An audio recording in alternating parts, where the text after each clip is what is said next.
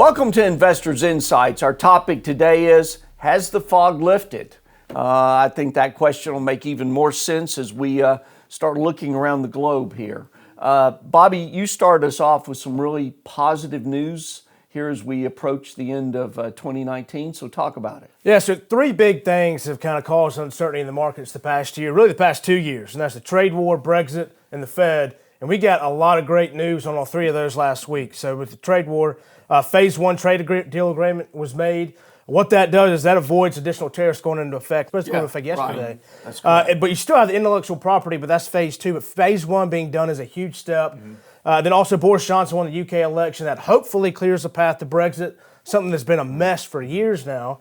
And then also Fed Chairman Powell said last week he does not expect the Fed to have to raise rates at all for 2020. So again, three big things that have kind of caused fog over the market. Yes. All got much clearer after last week. So great news. Yeah, and I don't want to skip over the Brexit. I know you talked about, but that is enormous news. Keep in mind, Americans need to watch that, and you know how it impacts the U.S. economy. That's as well. right. It's going to directly impact U.S., directly impact European markets. Keep in mind, Brexit was passed in June of 2016. So Bobby's right. We have been dealing with this for years. And Boris Johnson announced a special election to decide for the European or for the British people to decide whether or not they want to exit and how they want to do it and who's going to lead them. And a resounding vote, the largest Conservative Party win since 1987. Said that, yes, we want to exit, and Boris, you are going to lead it. 365 seats compared to Labor's 203, so a massive win. And the reason this is big for U.S. and European markets because this is going to dictate how the trade between Europe and U.K. and the U.S. and the U.K. is settled going forward. Boris Johnson and his Conservative Party will lead those trade talks, which dictates kind of how that trade's going to be. And also in 2016, the Brexit was such a big deal because it was supposed to be the first domino of many to possibly leave the European Union. Well, no one else has left because Britain hadn't even left yet.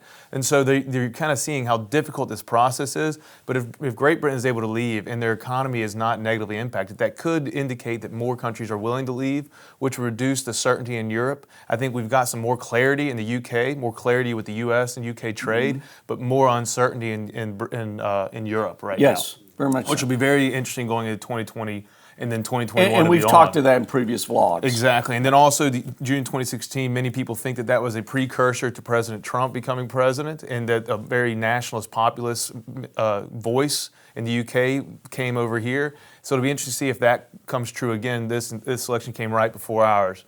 So there's a lot to look at. Something else besides the large amount of blue, which is the Conservative Party, is the large amount of yellow in Scotland. 48 of 59 Scottish seats went to the Scottish National Party, which is an independence party. So Great Britain's leaving the European Union. Is Scotland now setting up to leave Great Britain? It's something, I'm not saying it definitely will happen, but it's something to start watching. Yeah, it'll be a debate in 2020. That's right. On into 2021. Yep. As often in London, fog clears, but new fog coming right behind it. Very true. Well said. Well said. But that fog has lifted in many ways. Yes. And Ashley, you gave us additional positive news. I mean, from a global standpoint in relation to the U.S. Right. In that what's going on in the North American trade talks. Absolutely. The great thing about that, the U.S.-Mexico trade agreement will probably pass in the House this week, and it'll flip over and probably be passed in the Senate early next year. It's probably a little bit ahead of schedule with how a lot of people thought it was probably going to pass in the spring. But there are two things about that. We keep talking about China. We'll mention that quickly in a minute. That's 18% of our trade. Right. The U.S. and Mexico are 30%, much larger. And a lot of people don't realize that because No, they much don't. emphasis has been placed on China. They don't. And what the guys and I were talking about this morning is, in addition to the fact that USMCA is good on its face, Right. the template and design of that is really, really good. Okay. We're not going to go through all of it, but it's like 6 provisions of it that we can take as a template to other trade agreements. And we can say to other countries, like whether it's Japan or India or whoever it is. Maybe United Kingdom? United Kingdom, perhaps, that's a good one. We can say, look, here's kind of the way we do it. Right. And you either trade with us or follow it or you don't. The other thing on China, we were talking about that too, speaking of Bobby saying the fog lifting on that. We've really been kind of at that for about 14 months now. All that kind of started, October was a year ago.